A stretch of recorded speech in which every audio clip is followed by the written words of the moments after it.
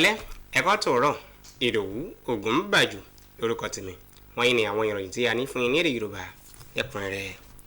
Baálẹ̀ tuntun tí wọ́n ṣẹ̀ṣẹ̀ yàn lóyè tó jẹ́ baálẹ̀ tiwantiwa ìyẹn ọmọọba Mukaila Lawal ti fi ìdánilójú rẹ̀ hàn láti máa pa àṣà àti ìṣe ìlú Ìpẹ̀rù Rẹ́mọ mọ́, lẹ́yìn tí ó sì ṣèlérí láti máa ṣe ìgbélárugẹ ẹ̀kọ́ tó yè kooro àti ìrẹ́pọ̀ tó múnádóko láàrin àwọn èèyàn rẹ̀ lágbègbè náà. Ọmọọba Mukaila Lawal ni ó ṣèlérí yìí lẹ́yìn ìgbà tí ọba Aláyélúwà Adélékè Adélékan Alápẹ̀rù ti ìlú Ìpẹ̀rù Rẹ́mọ jẹ́ ìwé oyè lé lórí gẹ́gẹ́ bí baálẹ̀ agbègbè tiwantiwa New Town ní Ìpẹ̀rù Rẹ́mọ. Akọ̀ròyìn wa Fatima Azan ni ó bá wọn wà níbi oyè náà. Ẹ gbọ́ àtúpalẹ̀ ìròyìn náà síwájú sí i.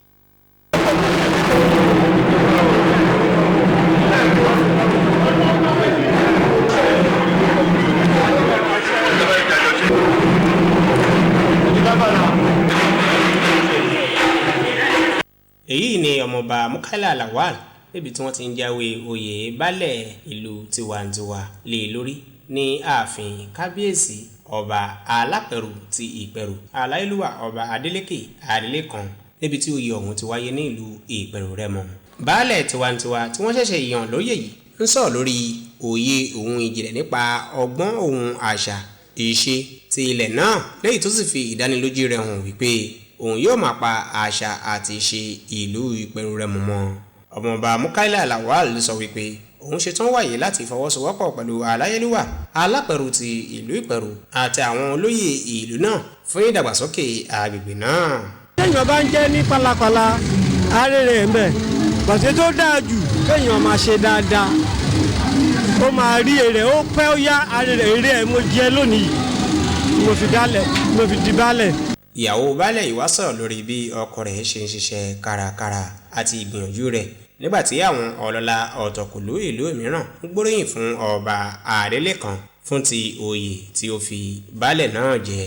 Mi dẹ̀ regret pé mo fẹ́ wọn, wọ́n jẹ́ alálùbáríkà ọkọ, wọ́n jẹ́ bàbá tó dáa, wọ́n jẹ́ ẹni téèyàn lè fi ọkàn tán. Really appreciate ọjọ́ ìní tí ìwà dáadáa ìwà rere tí bàbá mi ń wù ló gbé wọn débi tán délé ni.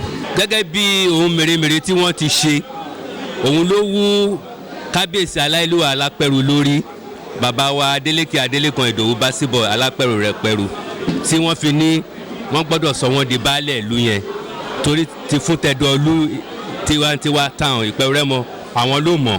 Oyè tí wọ́n fi ọmọọba Mukaila yìí jẹ́ àmì ìdánimọ̀ ipa ribiribi tó ti kó ní àyíká náà, pàápàá jùlọ gẹ́gẹ́ bí adarí rere ní agbègbè náà. Àyíká náà kún fún ìdùnnú àti ìrètí fún ọjọ́ iwájú tó dára. Ọmọọba Mukaila Lawal wá ń ṣèlérí láti ṣe ìgbéga ohun ìṣọ̀kan àlàáfíà láàrin onírúurú ẹ̀yà tí wọ́n bá ń gbé ní agbègbè Ìpẹ̀rù Rẹ́mọ. Lẹ́yìn ìgbà náà ni ìwẹ̀jẹwẹ̀mu wá wáyé fún àwọn àlejò tí wọ́n bá ọmọọba Mukaila Lawal ṣe ayẹyẹ. Tẹ̀rín tayọ̀ tìdùnnú tẹ̀yẹ nìyàn yìí Kọ́sọ́lá Ọ̀jẹ́ládé wà nígbà tí ẹni bí ọkàn rẹ̀ ti ṣe Michael Ayọ̀dèjì Ògúndẹ̀rọ̀ gbé ní ìyàwó ní ilé ìjọsìn Redeemed Christian Church of God ti His Mercy Parish Lẹ́mẹ̀ nílùú Àbẹ́òkúta ìpínlẹ̀ Ògùn. Ayẹyẹ yìí ni àwọn lórúkọ ọ̀tọ̀kùlú ìlú jọ péjúpésẹ̀ síbẹ̀, pàápàá jùlọ àwọn òṣìṣẹ́ ilé-iṣẹ́ amóhùnmáwòrán ìjọba àpapọ̀ NTA Àbẹ́òkúta láti fi ṣàpọ́nlé fún alákòóso àgbà ilé-iṣẹ́ ọ̀hún ìgbà kan rí tí í ṣe Ṣẹ́gun Ọ̀jẹ́ládé àti ọmọ rẹ̀ Òyìnkọ́sọ́lá tó wà ní ẹ̀ka ìròyìn ní ilé-iṣẹ́ NTA Àbẹ́òkúta. Akọ̀ròyìn wa Yẹmi Dálímọ̀ náà bá wọn wà níbi ayẹyẹ ọ̀hún. Ẹ gbọ́ ẹ̀kúnrẹ́rẹ́ ìròyìn náà síwájú sí i. Ètò ìdáná láti gba ìre lẹ́nu àwọn òbí lọ́kọ-láyà níbàámu pẹ̀lú àṣà àti ìṣe Yorùbá ni ó ṣíwájú ètò ìgbéyàwó alárinrin náà. Oyèkọ́sọ́lá Ọlọ́ládé ni ó ṣe àfihàn pé ó jẹ́ ọmọ tí a bí nílé ire tí a sì kọ́ nílé ire lásìkò tí ó dúró láti gba ìre lẹ́nu àwọn òbí kó tó di pé ó wọnú ìgbéyàwó lọ.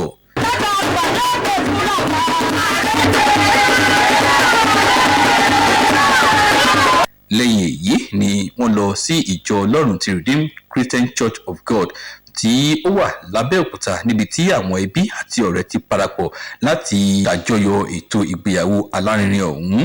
Òjíṣẹ́ Ọlọ́run Báyọ̀ Ṣóǹdé rọ lọ́kọ-láyà tuntun náà láti jẹ́ kí ìfẹ́ Kristi jinlẹ̀ nínú ilé wọn tuntun. pé gbogbo ẹni pé wọ́n fọwọ́sowọ́pọ̀ gẹ́gẹ́ bí ọkọ àtaya kí ìbẹ̀rù Olúwa kó sì wà nínú ayé wọn kí wọ́n fi ìfẹ́ bá wọn lò ìfẹ́ ní àpọ̀jù òfin.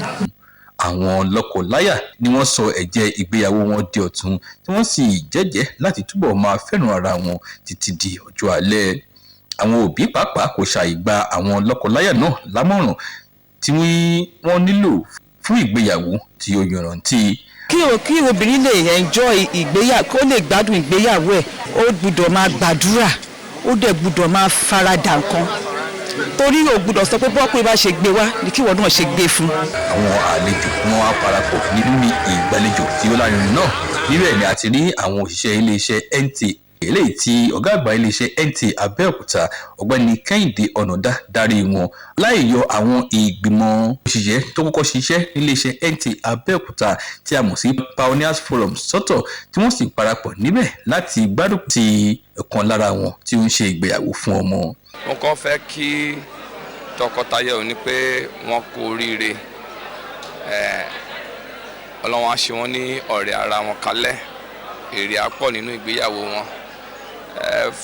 Ìrìn àjò ọ̀tun náà bẹ̀rẹ̀ wọ́n nílò ìfẹ́. Níbi ètò náà ni wọ́n ti gé àkàrà òyìnbó ti ìgbéyàwó yìí tí àwọn lọ́kọláya sì ṣe ojúṣe wọn àkọ́kọ́ tí inú àwọn tó wà níkàlẹ̀ sì dùn tí wọ́n sì súre fún wọn.